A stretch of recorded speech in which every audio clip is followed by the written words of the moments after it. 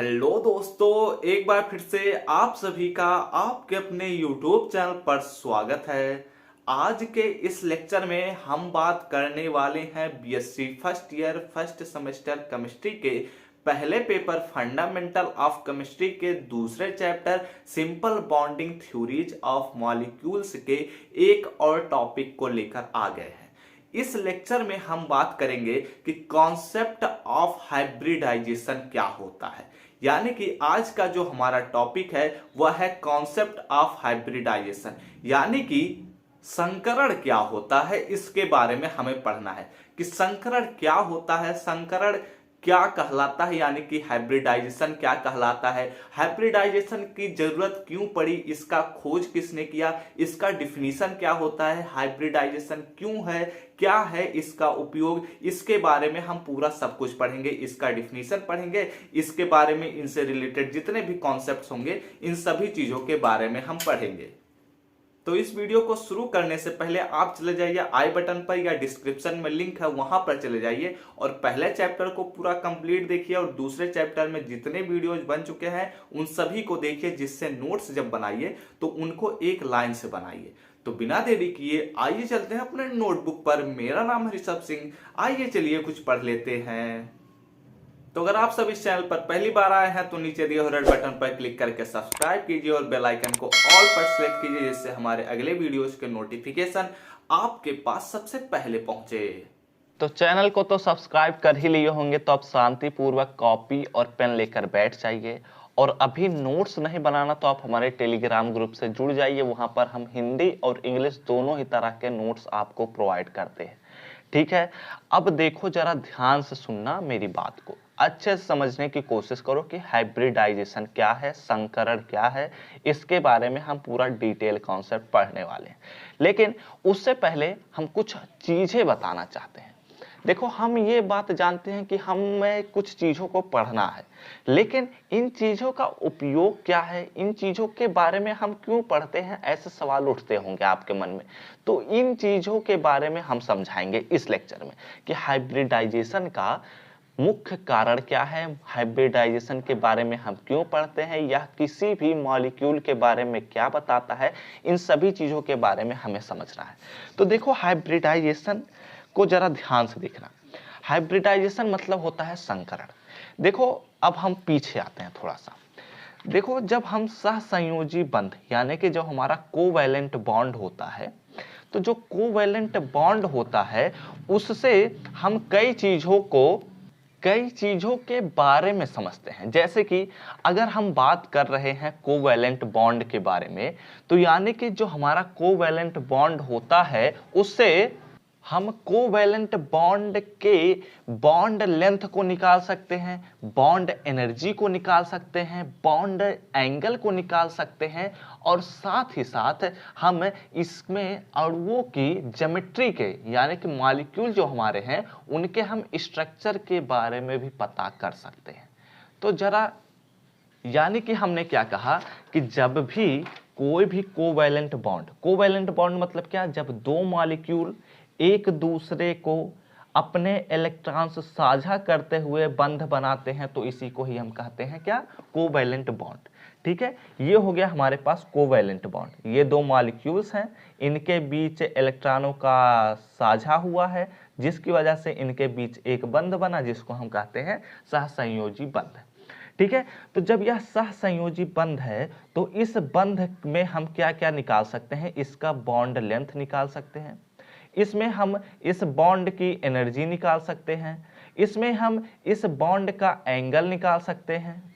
छोटा तो नहीं ना दिख रहा, थोड़ा जूम कर देता हूं। इसका हम बॉन्ड एंगल निकाल सकते हैं। इसमें हम यह जब मॉलिक्यूल या जब दोनों एटम्स एक दूसरे से जुड़े हैं तो यह एक मॉलिक्यूल बना है, तो इस मॉलिक्यूल का हम ज्योमेट्री भी निकाल सकते हैं। क्या निकाल सकते हैं, मॉलिक्यूल का ज्योमेट्री।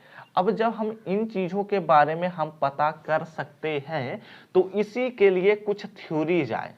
जैसे कि पहला थ्योरी आया जो हमने पढ़ लिया है, वीवीटी यानी कि वैलेंस बॉन्ड थ्योरी, और दूसरा थ्योरी आया मॉलिक्यूलर ऑर्बिटल थ्योरी यानी कि आणविक कक्षक सिद्धांत, ये होता है। ठीक है, तो देखो, हमने जब वीवीटी पढ़ा तो हमने किस किस चीजों के बारे में पता किया? हमें पता चला कोवैलेंट बॉन्ड के बारे में कि कोवैलेंट बॉन्ड तभी बनता है जब दो एटम्स एक दूसरे के पास आते हैं, उनके बीच ओवरलैपिंग होते हैं, उनके कक्षक जो होते हैं वो फील्ड होते हैं, वो हाफ फील्ड होते हैं या अनफील्ड होते हैं, तभी जाकर ओवरलैपिंग संभव है। और ऐसे ही करते हुए इन चीज़ों के बारे में हमने पढ़ा कि जब भी कोई भी ओवरलैपिंग होता है तो उनमें कुछ बॉन्ड ऑर्बिटल्स बनता है। तो हमने एक चीज़ यहाँ पर देखा कि हम पढ़ रहे हैं केवल उस बॉन्ड के बॉन्ड लेंथ के बारे में। क्या हम पढ़ रहे हैं? बॉन्ड के बॉन्ड लेंथ के बारे में कि बॉन्ड लेंथ कितना होगा। और हमने देखा बॉन्ड एनर्जी के बारे में भी पढ़ा कि बॉन्ड एनर्जी क्या होता है। ये सभी चीजें हमने इससे पढ़ा, वीवीटी से। लेकिन हमने कहीं भी ऐसा कुछ भी नहीं डिस्कस किया कि मॉलिक्यूल का ज्योमेट्री क्या होगा। हमने कहीं भी ऐसा कुछ भी डिस्कस नहीं किया कि बॉन्ड एंगल क्या होगा। तो इन चीजों के बारे में ही पढ़ने के लिए हाइब्रिडाइजेशन का खोज किया गया कि हाइब्रिडाइजेशन की सहायता से हम किसी भी बॉन्ड के किसी भी मॉलिक्यूल में जो बंध बन रहा है उसका एंगल पता कर सकते हैं। किसी भी मॉलिक्यूल का हम ज्योमेट्री निकाल सकते हैं। इसको संकरण की मदद से ही किया जाता है। संकरण का मतलब होता है संयोग। संयोग मतलब एक दूसरे को जोड़ना। इसमें हम क्या देखेंगे कि जब मॉलिक्यूल्स, जब एटम्स एक दूसरे से ओवरलैप कर रहे हैं, एक दूसरे से जुड़ रहे हैं, तो उनकी वजह से ही संकरण हो रहा है और नए ऑर्बिटल्स बन रहे हैं। तो ये चीजें समझ में आई कि संकरण का उपयोग क्या है, संकरण हम क्यों पढ़ते हैं। क्योंकि हम किसी भी कोवैलेंट बॉन्ड से जुड़े हुए मॉलिक्यूल की ज्योमेट्री निकाल सकते हैं। किसी भी कोवैलेंट बॉन्ड से जुड़े हुए मॉलिक्यूल में दो एटम्स कितने एंगल्स पर जुड़े हैं, इनके बारे में हम पता कर सकते हैं। तो अब चलो आगे चीजें समझते हैं। तो चलो संकरण को पढ़ने से पहले, यानी कि हाइब्रिडाइजेशन को पढ़ने से पहले हम ये जान लेते हैं कि संकरण की खोज किसने की थी। तो संकरण की खोज पॉलिंग और स्लेटर ने ही की थी। जैसे वीवीटी में जो सुधार किया गया था वो पॉलिंग और स्लेटर ने ही किया था, वैसे ही संकरण यानी कि हाइब्रिडाइजेशन का जो खोज है उसका प्रतिपादन जो है हाइब्रिडाइजेशन का, वह किए थे पॉलिंग और स्लेटर ने। तो यहाँ पर हम एक ऐसे लाइन लिख सकते हैं कि हाइब्रिडाइजेशन, ठीक है, हाइब्रिडाइजेशन यानी कि संकर, हाइब्रिडाइजेशन की प्रतिपादन पॉलिंग और स्लेटर ने किया था। यहां पर लिख लीजिए एक लाइन, पॉलिंग एंड स्लेटर, मतलब पॉलिंग और स्लेटर ने इसका प्रतिपादन किया था। ठीक है, पॉलिंग एंड स्लेटर ने किया था। अब इसके बारे में समझना, अब अच्छे से समझना चीजों को, क्योंकि अब हम बात करने वाले हैं कि हाइब्रिडाइजेशन क्या होता है। अभी तक हम हाइब्रिडाइजेशन का बेस बना रहे थे कि हाइब्रिडाइजेशन हम क्यों पढ़ते हैं, क्या है हाइब्रिडाइजेशन। अब देखो हम बात करते हैं कि हाइब्रिडाइजेशन का डिफिनीशन क्या है। तो हाइब्रिडाइजेशन का डिफिनीशन क्या कहता है, पहले हम कॉन्सेप्ट समझा देते हैं। देखो हाइब्रिडाइजेशन का डिफिनीशन ये कहता है कि जब दो या दो से अधिक, ये फर्क नहीं पड़ता कि कितने ऑर्बिटल्स मिल रहे हैं, बस जरा ध्यान से सुनना, जब लगभग समान एनर्जी के दो या दो से अधिक, चलो मान लेते हैं कि हम दो ही ऑर्बिटल्स ले रहे हैं, ठीक है, हमें ये नहीं पता कि यस है, पी है या डी है या एफ है, हमें बस ये पता है दो ऑर्बिटल्स हैं, ठीक है। इनकी जो एनर्जी है, बस हम कॉन्सेप्ट समझा रहे हैं, इस चीज को आप कॉपी में मत बनाइएगा। इनकी जो एनर्जी है वो लगभग समान है, यानी कि यहां पर हम लिख सकते हैं कि सेम एनर्जी के हैं, ठीक है। सेम एनर्जी के जब दो या दो से अधिक एटॉमिक ऑर्बिटल्स आपस में मिलते हैं, ठीक है, ये एक दूसरे पर कोलैप्स किए, जैसे कि अगर कोलैप्स करते हैं तो हमने बताया था कि जब यहाँ पर यस ऑर्बिटल और पी ऑर्बिटल्स जो हमने ये पढ़ाया था, तो यहाँ पर हमने बताया था कि ऐसे मिलते हैं, ठीक है। तो चलो मान लेते हैं कि ऐसे दोनों ऑर्बिटल्स एक दूसरे से ओवरलैप कर गए, ठीक है, जिसमें यहाँ पर एक बॉन्ड ऑर्बिटल बन गया। जब यहाँ पर एक बॉन्ड ऑर्बिटल बन गया तो यहाँ पर इलेक्ट्रॉन्स प्रेजेंट हो जाएंगे, ठीक है। अब देखो यहां पर क्या हुआ कि ये दोनों आपस में ऊर्जा का पुनर्वितरण किए, मतलब एक दूसरे को लिए और दिए, और इस प्रकार से यहां पर क्या किए, ये दोनों ऑर्बिटल्स एक दूसरे से टूट गए। ठीक है, और जब ये एक दूसरे से टूट गए तो यहां पर उतने ही ऑर्बिटल्स बने, यहां पर क्या हुआ कि उतने ही ऑर्बिटल्स बने जितने की शुरुआत में मिलाए गए थे, यानी कि 2 ऑर्बिटल्स मिलाए गए थे तो 2 ही ऑर्बिटल्स लास्ट में बनेंगे। ठीक है, ध्यान से सुनना, जब 2 ऑर्बिटल्स सेम एनर्जी के एक दूसरे से संयोग किए और यहां पर जब ऊर्जा का पुनर्वितरण हुआ तो 2 उतने ही ऑर्बिटल्स बने जितने शुरुआत में मिलाए गए थे। और इन ऑर्बिटल्स में यह खासियत थी कि जो इनका स्ट्रक्चर था, इन दोनों ऑर्बिटल्स का जो स्ट्रक्चर था वो समान था। क्या था? समान था, यानी कि इनका जो स्ट्रक्चर था वो सेम था और इनकी जो एनर्जी थी वो भी सेम थी। क्या थी? सेम थी, यानी कि एक समान ऊर्जा और एक समान स्ट्रक्चर के 2 उतने ही ऑर्बिटल्स बने जितने कि हमने शुरुआत में मिलाए थे, और यही प्रक्रिया कहलाई संकरण यानी कि हाइब्रिडाइजेशन। तो यहां पर क्या इसका अगर डिफिनीशन कहना चाहें तो क्या कहेंगे कि वह प्रक्रिया, वह प्रोसेस जिसमें लगभग समान एनर्जी के 2 या 2 से अधिक एटॉमिक ऑर्बिटल्स आपस में मिलते हैं तथा ऊर्जा के पुनर्वितरण द्वारा समान ऊर्जा तथा समान आकृति के हाइब्रिड ऑर्बिटल्स बनाते हैं, जिनकी संख्या उतनी ही होती है जितने ऑर्बिटल्स प्रारंभ में मिलाए गए थे। यही प्रोसेस कहलाया हाइब्रिडाइजेशन। बात क्लियर हो गई कि हाइब्रिडाइजेशन क्या होता है? हाइब्रिडाइजेशन वह प्रोसेस है जिसमें 2 या 2 से अधिक लगभग समान या समान एनर्जी के 2 या 2 से अधिक ऑर्बिटल्स आपस में मिलाए जाते हैं और उन ऑर्बिटल्स का संयोग करते हुए ऊर्जा का पुनर्वितरण करते हुए उतने ही ऑर्बिटल्स बने जितने प्रारंभ में मिलाए गए थे। और इन ऑर्बिटल्स में ये खासियत थी कि ये दोनों ऑर्बिटल्स समान ऊर्जा और समान आकृति के थे। इस प्रकार से ये दोनों हाइब्रिड, ये जो ऑर्बिटल्स लास्ट में बन रहे हैं ये ऑर्बिटल्स कहलाए हाइब्रिड ऑर्बिटल्स, जिसको हम अगले लेक्चर में कंप्लीट करना चाहते थे लेकिन इसी लेक्चर में हम कंप्लीट कर देंगे। और यह प्रोसेस है हाइब्रिडाइजेशन, और अगले लेक्चर में हम बात करेंगे इसके ज्योमेट्री के बारे में। लेकिन इसमें हमने क्या अभी कॉन्सेप्ट समझा है, अब इसके हम डिफिनीशन को लिखते हैं जिससे इसका डिफिनीशन भी आप सबको समझ में आ जाए। तो देखो जो हमने कहा सेम चीज हम लिखेंगे, कुछ अलग नहीं लिखेंगे। यहां पर हम लिखेंगे वह प्रोसेस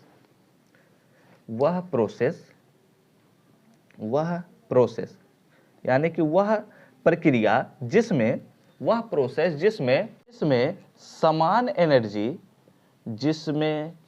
एनर्जी यानी कि यहां पर हम लिख सकते हैं सेम एनर्जी, लेकिन चलो कुछ चीजें हिंदी में ही लिखते हैं। समान ऊर्जा तो समान एनर्जी लिख लो, ठीक है, समान एनर्जी या फिर अथवा लिख लो। और वह प्रोसेस जिसमें समान एनर्जी और लगभग समान एनर्जी, ठीक है, यानी कि यह जरूरी नहीं है कि समान एनर्जी होना चाहिए, यह जरूरी है कि बस उनकी एनर्जी जो हो वो लगभग समान हो, तब भी यह कंडीशन काम कर जाएगा। ठीक है, तो वह प्रोसेस जिसमें समान एनर्जी या लगभग समान एनर्जी के 2 या 2 से अधिक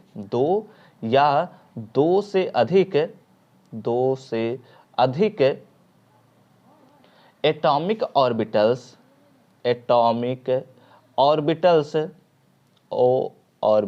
होता है, ऑर्बिटल्स आपस में मिलते हैं। ठीक है, आपस में मिलते हैं और क्या हुआ, मिलते हैं और ऊर्जा के पुनर्वितरण द्वारा और एनर्जी यानी कि ऊर्जा के पुनर्वितरण द्वारा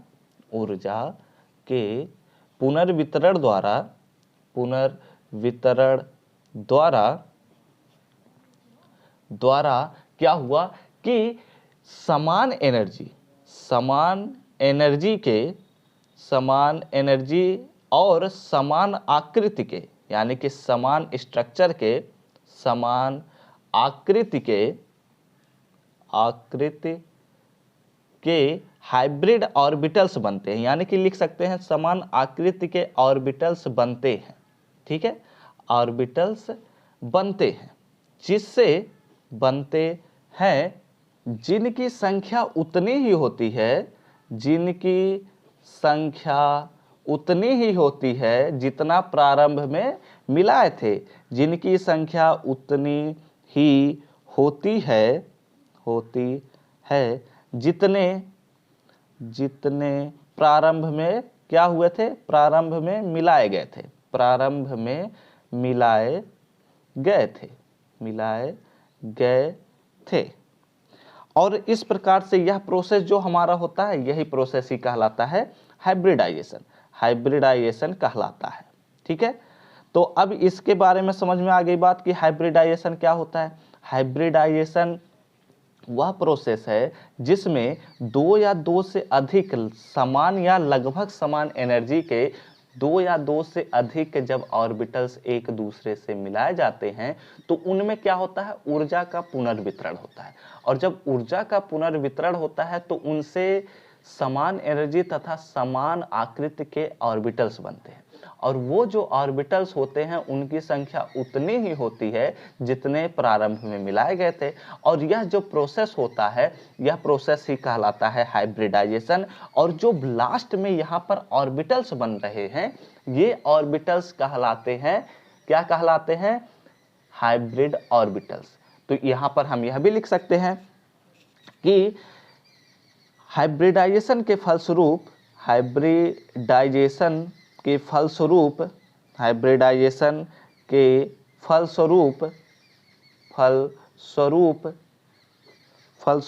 बने ऑर्बिटल्स हाइब्रिड ऑर्बिटल्स कहलाते हैं, हाइब्रिड ऑर्बिटल्स कहलाते हैं, हाइब्रिड ऑर्बिटल्स कहलाते हैं। यानी कि बात समझ में आ गई कि क्या होता है हाइब्रिडाइजेशन। हाइब्रिडाइजेशन कुछ नहीं है, यह केवल और केवल कहलाते हैं। ठीक है, यह केवल और केवल बस ऑर्बिटल्स का संयोग है। जब वो ऑर्बिटल्स एक दूसरे से मिलते हैं तो यहाँ पर सबसे, जब इस डिफिनीशन को आप एग्जाम में लिखेंगे तो सबसे इंपॉर्टेंट पॉइंट क्या है वो हम बता देते हैं। सबसे इंपॉर्टेंट पॉइंट है ऊर्जा के पुनर्वितरण द्वारा। अगर ये डिफिनीशन में नहीं लिख रहे हैं ये वाला वर्ड तो समझ जाइएगा कि आपका डिफिनीशन गलत हो गया। सबसे इंपॉर्टेंट पॉइंट यही है, ऊर्जा के पुनर्वितरण द्वारा। क्या होता है, जब दो ऑर्बिटल्स, दो या दो से अधिक ऑर्बिटल्स समान एनर्जी के होते हैं तो वो मिलते हैं एक दूसरे से, संयोग करते हैं। और जब संयोग करते हैं तो उनमें एनर्जी का आदान प्रदान होता है, जिससे क्या होता है, समान एनर्जी और समान आकृति के दो या दो से अधिक ऑर्बिटल्स बनते हैं जितने प्रारंभ में मिलाए गए थे। और उनकी संख्या उतनी होती है जितने प्रारंभ में मिलाए गए थे, उनका एनर्जी और उनके स्ट्रक्चर समान होते हैं। और इस प्रकार से हाइब्रिडाइजेशन का प्रोसेस बन जाता है और यही कहलाता है हाइब्रिडाइजेशन। और इससे बने ऑर्बिटल्स जो होते हैं वो हाइब्रिड ऑर्बिटल्स कहलाते हैं। तो आई थिंक अब आपको तो समझ में आ गया होगा कि हाइब्रिडाइजेशन क्या होता है, क्योंकि इतना बार मैंने रिपीट कर दिया, मुझे लगता है मैं 4 से 5 बार डिफिनेशन को ही बोल दिया हूं। तो मुझे जहां तक याद, मुझे लगता है कि आप सबको याद भी हो गया होगा अगर यहां तक वीडियो को देख रहे हैं।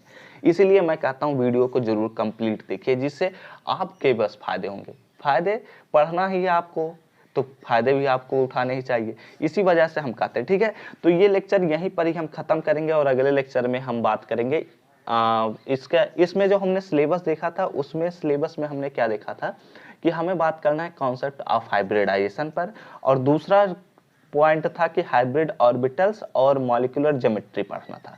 ये जो दूसरा चैप्टर है इसमें हाइब्रिडाइजेशन से रिलेटेड इतने ही पॉइंट्स को पढ़ना है। ठीक है, तो हम ये नहीं बात करेंगे कि इनके टाइप्स क्या हैं, लेकिन हम उनको इंट्रोडक्शन देंगे, क्योंकि हमने देखा है जब आगे के चौथे या 5वें चैप्टर में हमने देखा था कि वहां पर एक हाइब्रिडाइजेशन पूरा टॉपिक ही है, उसमें हम टाइप्स भी पढ़ेंगे। तो इसमें हम केवल हाइब्रिडाइजेशन पढ़ेंगे और इनके मॉलिक्यूलर ज्योमेट्री के बारे में पढ़ेंगे कि जो हमारा हाइब्रिडाइजेशन होता है उनमें ज्योमेट्री कैसे पता कर सकते हैं, कि किसी भी मॉलिक्यूल का क्या ज्योमेट्री होता है, किसी भी मॉलिक्यूल का क्या आकृति होता है, इसके बारे में हम पढ़ेंगे। ठीक है, तो अगला लेक्चर वही होगा। और जो हाइब्रिडाइजेशन के टाइप्स वगैरह हैं जो बहुत हाइब्रिडाइजेशन कोई छोटा टॉपिक नहीं है, यह बहुत ही बड़ा टॉपिक है। लेकिन यह जो बहुत बड़ा टॉपिक है इसको हम आगे कंटिन्यू करेंगे। जो हमारा चौथा या पांचवा चैप्टर है उसमें मैंने देखा था कि हाइब्रिडाइजेशन टॉपिक था, तो उस टॉपिक में हमें पूरा पढ़ना है, क्योंकि वहां पर मैंने देखा पूरा का पूरा चीज पूछा गया है। तो इसलिए इसमें हम केवल हाइब्रिडाइजेशन बताएंगे और हाइब्रिड ऑर्बिटल्स के बारे में हमने बता दिया, हाइब्रिडाइजेशन के बारे में बता दिया। अब अगले लेक्चर में हम मॉलिक्यूलर ज्योमेट्री के बारे में भी बता देंगे और एक पॉइंट बता देंगे कि हाइब्रिडाइजेशन का क्या कैरेक्टरिस्टिक्स है, और फिर यही खत्म कर देंगे हाइब्रिडाइजेशन को और आगे बढ़ जाएंगे। और जब वो चैप्टर आएगा उसमें हम हाइब्रिडाइजेशन के टाइप्स भी बताएंगे, हाइब्रिडाइजेशन के प्रकार, हाइब्रिडाइजेशन का फिर से कॉन्सेप्ट रिपीट कर देंगे और सब कुछ हम बताएंगे एक एक करके। ठीक है, तो इस लेक्चर में यहीं तक ही, अब अगले लेक्चर में हम सब मिलते हैं। अगर यह वीडियो अच्छा लगा हो तो लाइक कर दीजिए और कमेंट करके बताइए आप सबको यह वीडियो समझ में आया है या नहीं। और ऐसे ढेर सारे वीडियोस के लिए इस प्लेलिस्ट के अगले वीडियोस के नोटिफिकेशन पाने हो तो इस चैनल को सब्सक्राइब कीजिए। हम सब मिलते हैं अपने नेक्स्ट वीडियो में, तब तक घर पर रहिए, सुरक्षित रहिए, पढ़ते रहिए, खेलते रहिए और आगे बढ़ते रहिए।